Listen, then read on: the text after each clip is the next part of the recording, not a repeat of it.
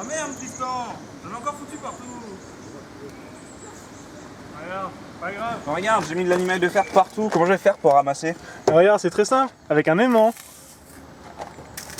Oh, c'est magique. Mais non, c'est de la science. Allez viens, je vais te montrer.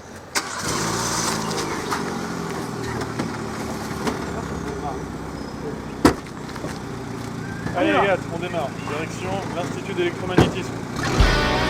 On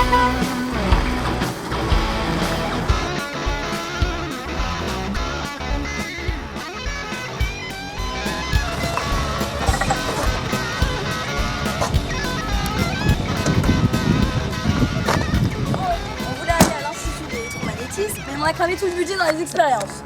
Donc pas d'essence. Du coup, on a décidé de s'arrêter à la faculté d'Orsay. Mais au fait Tristan, il s'est passé quoi tout à l'heure avec la limaille? Et bien ce qui s'est passé avec la limaille de fer tout à l'heure, Clément, c'est qu'elle a été attirée par le champ magnétique de l'aimant. Pour comprendre comment le champ magnétique fonctionne, il faut aller au cœur de la matière. Les électrons, grâce à leur spin, qui va être up ou down, vont produire un champ magnétique autour d'eux. Dans une même région du matériau qu'on considère, comme par exemple du fer, ils vont tous s'orienter de la même manière. On appelle ça un domaine de Weiss. Mais entre les différents domaines, ils n'ont pas le même sens. Ce qui fait que globalement, la matière et le matériau n'est pas magnétique. Par contre, si on approche un aimant permanent du fer, tous les électrons vont s'orienter dans sa direction. Le fer va alors lui-même devenir un aimant et avoir un champ magnétique non nul. Oula Tristan, moi je comprends rien du tout là.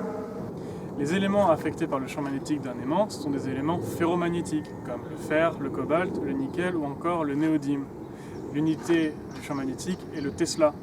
On peut expliquer les phénomènes de champ magnétique avec quelques équations assez simples, mais on peut aussi le résumer en disant que la divergence du champ magnétique doit être nulle.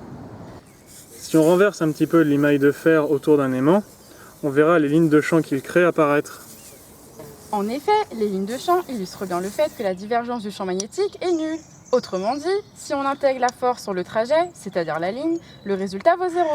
Rien ne s'échappe donc du champ magnétique. A l'opposé, la divergence du champ électrique est égale à sa charge Q. Cela prouve que les aimants sont des dipôles, avec un pôle nord et un pôle sud. Mais du coup Tristan, à quoi ça sert? Mais c'est très simple, dans la vie courante, ça sert tous les jours. Pour les tickets de métro, le vernis magnétique, en médecine pour les IRM, et plus important, pour les trains à suspension. Tu vois Clément, Tristan t'a montré que ça marchait pour les solides, le champ magnétique. Maintenant, on va voir que ça marche aussi pour les liquides. Allez, on y va. Ah ouais. Tu vois Clément, on a ici ce qu'on appelle un ferrofluide, c'est-à-dire une suspension colloïdale d'oxyde de fer. En gros, c'est du fer d'enduit. D'accord ?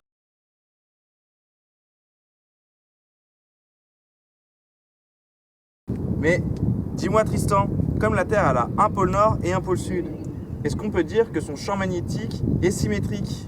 Eh bien, pas tout à fait, mais en 3 minutes, j'ai pas le temps de te l'expliquer. C'est ballot.